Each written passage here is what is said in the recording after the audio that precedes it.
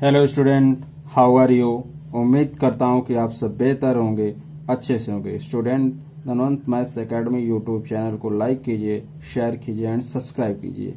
हम लोगों ने पिछले टॉपिक्स में देखा था कि ज्योमेट्रिकल प्रॉब्लम्स पे टेंजेंट और नॉर्मल बेस पर कुछ पोलर और कार्टेशियन फॉर्म में फार्मूले को देखा था। आज ज्योमेट्रिकल प्रॉब्लम पर कुछ क्वेश्चंस देखते हैं। इसमें क्वेश्चन नंबर फर्स्ट है, find the curve in which the polar subtangent, क्या कह रहा है, पोलर सबटेंजेंट इज कांस्टेंट। समझ में आई बात। Find the curve in which the polar subtangent is constant, ये कह रहा है क्वेश्चन में। तो थोड़ा सा हम इसको रिमाइंड भी कर देते हैं ताकि देख सको। पोलर सबटेंजेंट इज कांस्टेंट, तो इसको क्या करते हैं, हम सॉल्व करते हैं। ध्यान दो, find the curve which the polar subtangent. Polar subtangent यहाँ पे नहीं दिया गया है, तो क्या करते हैं, इसको मान लेते हैं। लिखेंगे let the polar subtangent, let the, ऐसे लिखो, constant, let the constant length of polar सबटेंजेंट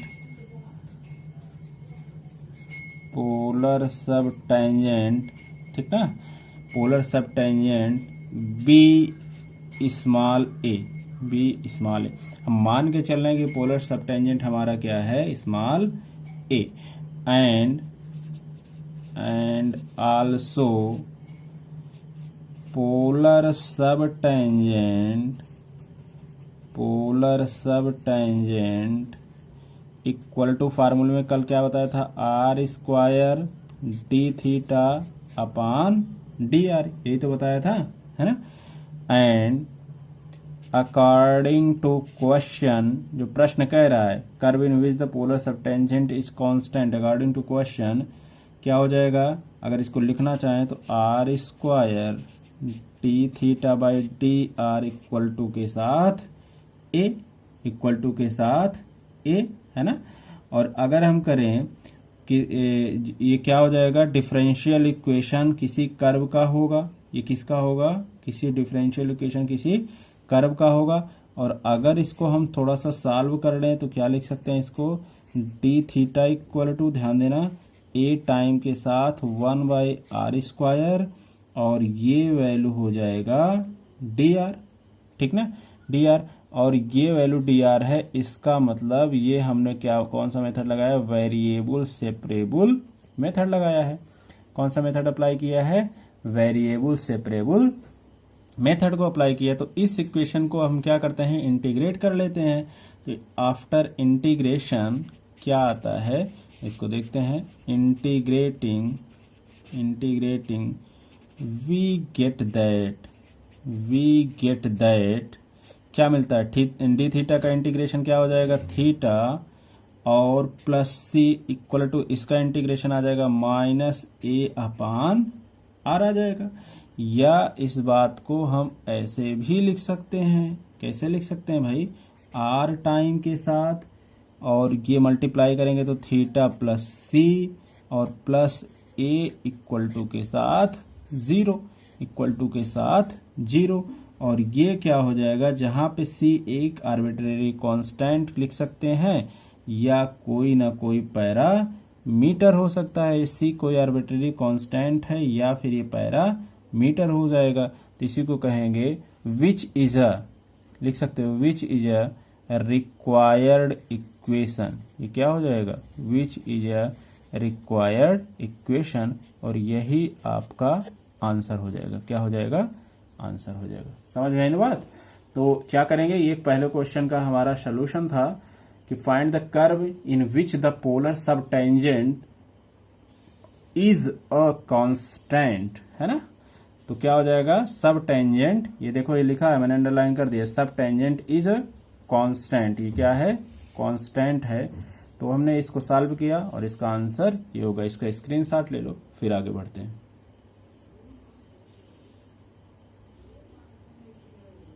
okay, चलो नेक्स्ट क्वेश्चन की तरफ बढ़ते हैं। क्वेश्चन नंबर हमारा सेकंड क्या कह रहा है उस पर बढ़ते हैं। क्वेश्चन नंबर सेकंड क्या है इसको देखते हैं। क्वेश्चन नंबर सेकंड क्या है, इसके रिगार्डिंग हम बात करेंगे तो हमारे पास क्या आने वाला है, हम इसको देख लेते हैं। कह रहा है find the equation of family of curve, find the equation of family of curve for which the sum of reciprocal, ध्यान देना, रेसिप्रोकल ऑफ रेडियस वेक्टर है ना, and the polar sub tangent, ध्यान देना, इज अ कांस्टेंट। क्वेश्चन ध्यान से पढ़ो। Find the equation of the family of curve for which the sum of reciprocal of radius vector and the polar sub tangent is a constant. तो देखो भाई, इसका solution हम बहुत आराम से करते हैं। क्या जानते हैं हम कि पोलर सब टेंजेंट क्या होता है, सब फार्मूले हम इसके पहले वाली वीडियो में बता चुके हैं। क्या होगा पोलर सब टेंजेंट, बोलो। तो पोलर सब टेंजेंट हो जाएगा r square d theta by d r होगा, है ना। और जैसा कि क्वेश्चन कह रहा है, अगर हम क्वेश्चन के अकॉर्डिंग टू क्वेश्चन चलें तो देखो भाई, अकॉर्डिंग टू क्वेश्चन कह रहा है कि reciprocal of radius vector and the polar sub tangent is constant, ठीक ना। रेसिप्रोकल ऑफ रेडियस वेक्टर तो क्या हो जाएगा, 1/r होगा, प्लस टाइम के साथ यहाँ पे हो जाएगा 1/r square d r upon d theta, और इक्वल टू के साथ कोई कांस्टेंट भी कह रहा है ना, सब टेंजेंट इज कांस्टेंट, तो कांस्टेंट मान लेते हैं लिम्डा। तो ध्यान दो, 1/r plus 1/r square d r upon d theta equal to के साथ लिम्डा आ गया। यहाँ तक बात क्लियर है ना। तो इस तरीके से जो इक्वेशन है, अगर हम रिक्वायर्ड इक्वेशन को सॉल्व करना चाहें तो इसको हम सॉल्व भी कर सकते हैं। कैसे, तो ये इक्वेशन कैसे लिखा जा सकता है, क्या हम इस तरीके से नहीं लिख सकते, बिल्कुल लिख सकते हैं। D r upon d theta equal to के साथ are square lambda minus 1/r, या इक्वल टू के साथ में इसी बात को आर लेमडा आर माइनस 1 लिखा जा सकता है, लिख सकते हैं। या इसको अगर हम सॉल्व करें तो इम्प्लाइज एंड इम्प्लाइज दैट, इसी को सॉल्व करें तो वेरिएबल सेपरेबल मेथड से क्या लिखा जा सकता है, डी थीटा इक्वल टू के साथ डी आर अपान आर, और ये कितना आ जाएगा, लेमडा आर माइनस 1। बोलो क्लियर है। और अगर ये वैल्यू को इस तरीके से लिखा जा सकता है तो इसी वैल्यू को हम ऐसे भी लिख सकते हैं। इस वैल्यू को ध्यान देना कैसे, यहां से देख लो, इसको हम लिख सकते हैं कैसे, डी थीटा इक्वल टू, इसको तोड़ेंगे तो लिखेंगे lambda upon lambda r minus 1/r, और ये हो जाएगा डी आर, है ना। अब कौन सा मेथड है बताने की जरूरत है नहीं, वेरिएबल सेपरेबल मेथड है। अब हम अगर वेरिएबल सेपरेबल मेथड में कन्वर्ट हो गया तो इसको क्या करते हैं, इंटीग्रेट कर देते हैं, है ना। तो लिखेंगे इंटीग्रेटिंग इट, इसको इंटीग्रेट करते हैं भाई।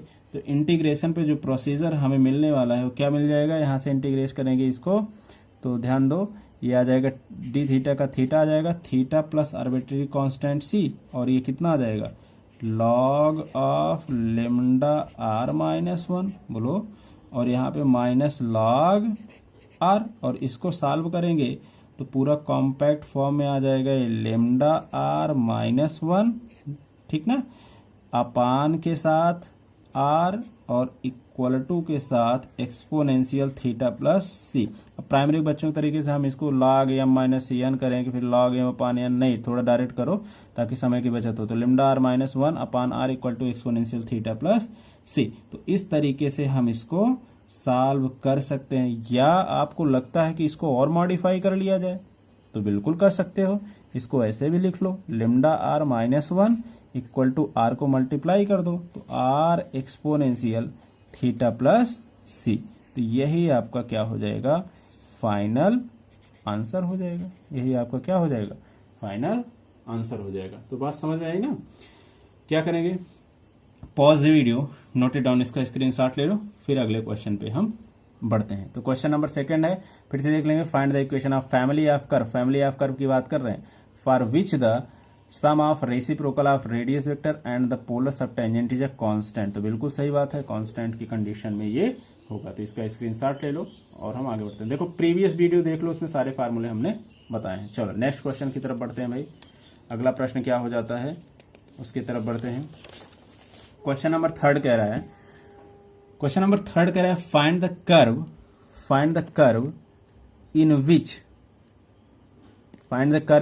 द कार्टेजियन सब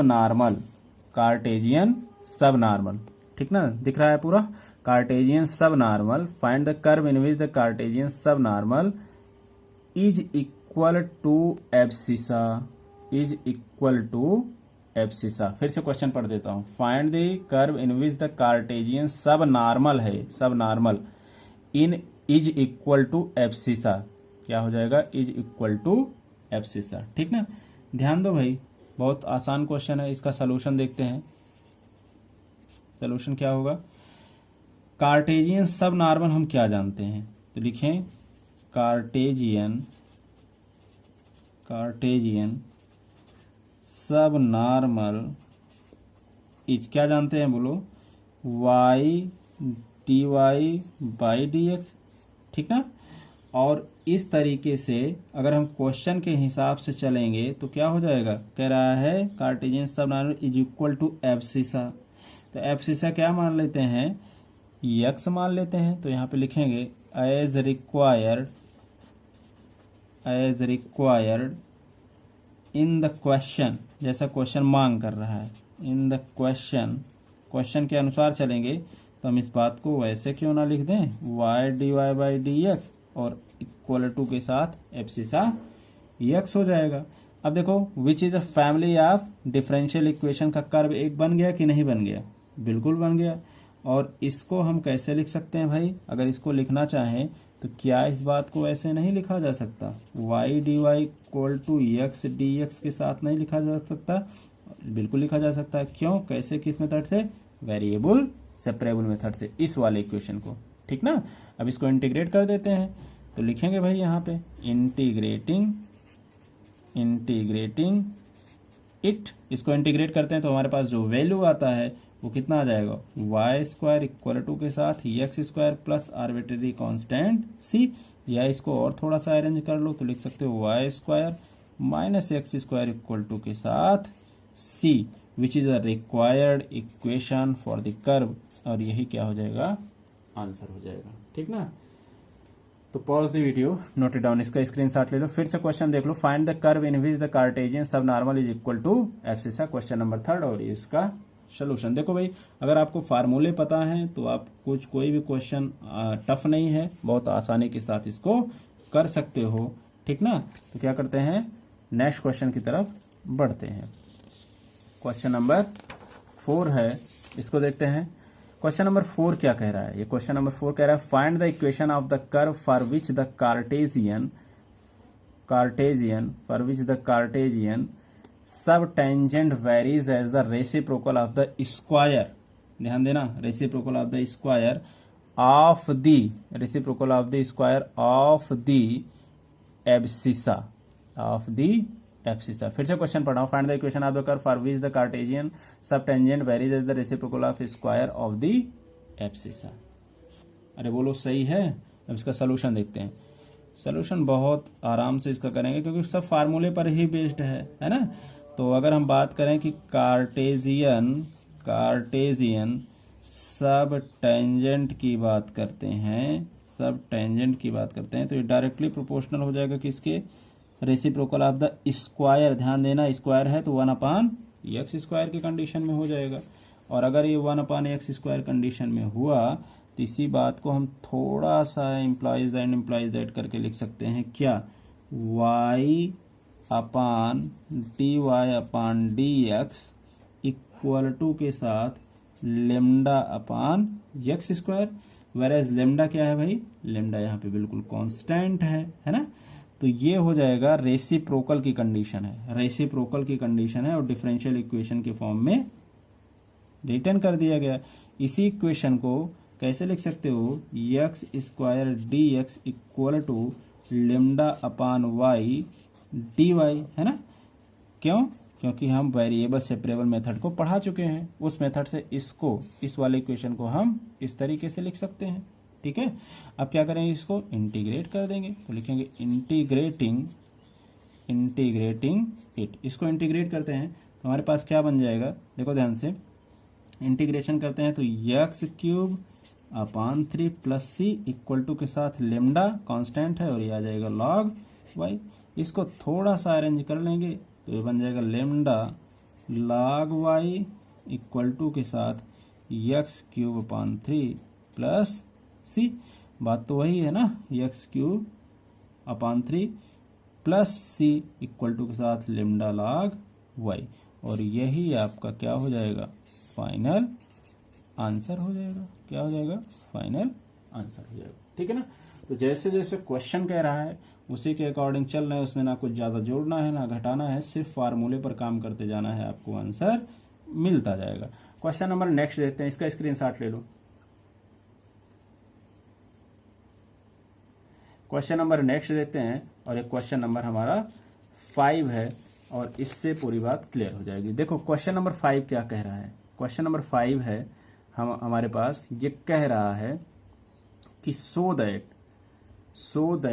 the parabola is the only curve which is the sub normal is a constant. So that the parabola is the only curve in which the sub normal is कैसा, constant. यही तो कह रहा है। अब देखो इससे आसान क्वेश्चन कुछ मिलने वाला नहीं, प्रीवियस की वीडियो देख लो तो उसमें फार्मूला कुछ लिखा है। इसका सलूशन देखेंगे क्या हो जाएगा, कैसे कैसे कह रहा है।